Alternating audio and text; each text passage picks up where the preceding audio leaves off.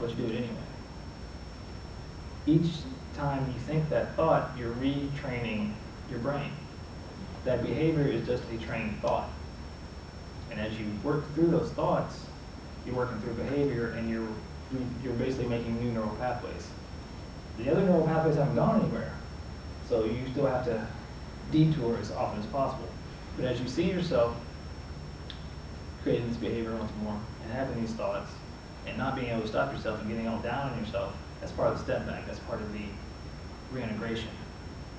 Okay? As you step forward with this thought, you take your 2 steps, and then you take your step back, that step back is reintegration. It's a critical part of the process. This is where you clean out stuff. This is where you realize what that old behavior was, why you're doing it, and why you don't want to do it anymore. So a lot of us that get into law of attraction and a lot of New Age universal insights, we realize that it's not as easy as they say it is. I can't just think great thoughts and then get this. If you pay attention, Secret, if you watch The Secret and you pay attention, I think it was John Assaraf, when he's talking, he's like, I started to put my vision board up, and I did this, and I did that, and then 5 years later, I moved into this house. Most people forget that he said 5 years later, okay? And I think he did that pretty quick. So it all depends on your entrainment, wherever you're at, on how quick you can do this stuff. Now, the nice thing is you have a lot of support now. So we have people like this, we have groups like this, we have friends like this who can support us and who can remind us, that you're doing good and you're not falling back. You're not falling back in the old paradigm. You're not broken. You're doing the work. Okay. So look back on, just for a moment, look back on your parents. Whether you like them or not, look back on your parents and ask yourself, why did I choose them? And if it has to be a what if exercise, make it, well, what if I did choose them before I came in? What was I trying to learn? If they were there, if they weren't there, if they were wonderful, if they were evil, if they were addicted to this or that thing, the other thing, what did you get out of that? What were you learning? What are you trying to learn? Were you trying to break a soul group? Were you trying to break out of a cycle through lifetimes that you've been stuck in for 100 years? And you picked the worst parents you could find so that they would break you out of that because you couldn't take it anymore? That's a possibility. We are creatures and victims and whatever you want to call it of our circumstances. We're never really victims, but we like to think we are. We're trained to, be victims. And some of the worst tragedies, if you pick up a copy of my book, a friend of mine, who's one of my mother's best friends, suffered some of the worst abuse I've ever heard of. I mean, if you sit there and think about the worst thing you could think of on your darkest day, this girl went through all of it, to the point where she's a multiple personality. Her personality broke into pieces to deal with what she went through. And she hated her father till the day he died. But she's actually gotten to a point now where she realizes that she went through that to awaken her healing gifts, to awaken what was inside of her, to show her that she has these abilities. And if she hadn't gone through that, she wouldn't have gotten to where she is today. So I mean, as awful as you can imagine it, there's a reason they chose that. And for a lot of folks, and for a lot of, especially as we really get into this work and really start working on yourself, that's a big leap. I chose my parents. Are you kidding me? That's a big leap.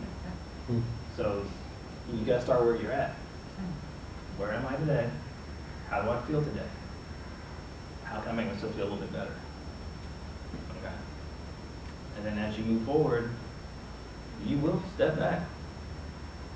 But as you go through the process and you learn that that step back is natural, it's necessary, and it's probably the most important part, you won't beat yourself up as much.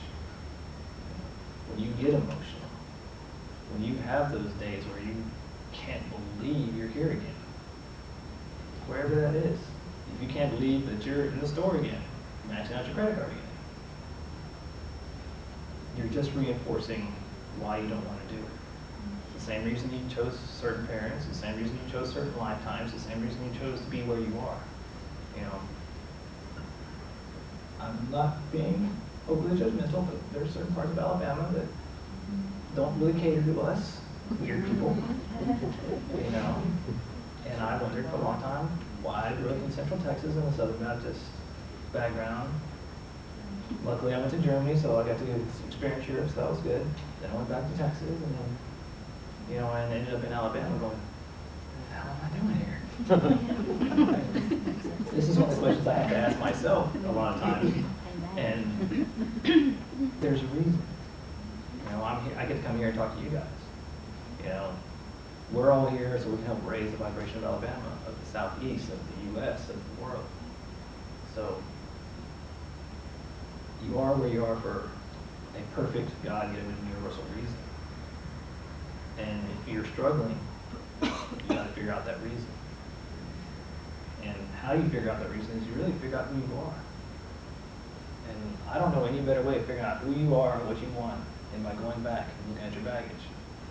And you got this train of crap you've been carrying with you for 30 years. You might as well look at it.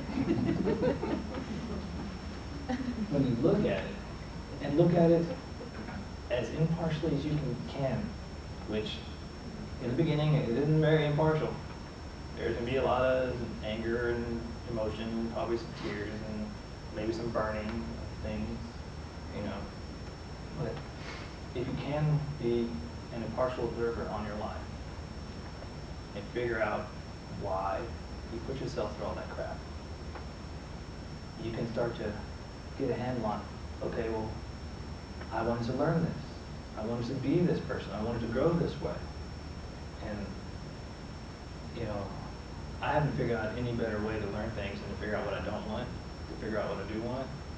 I know there's a better way. I can just figure out what I want. But if you figure out what you don't want, you're still figuring out what you want. So if you don't like what you had and you want something different, figure out why you got what you had. So you know now what you want. So I don't want to harp on parents anymore. I don't want to harp on, you know, all that stuff, but that's where you begin. You begin with, who am I right now? How do I become this person, and where do I want to go? And it takes work. You know, I mean, nowadays, luckily for you, luckily for me, I mean, when I was studying with my Course in Miracles teacher, he's been doing it for 30 years.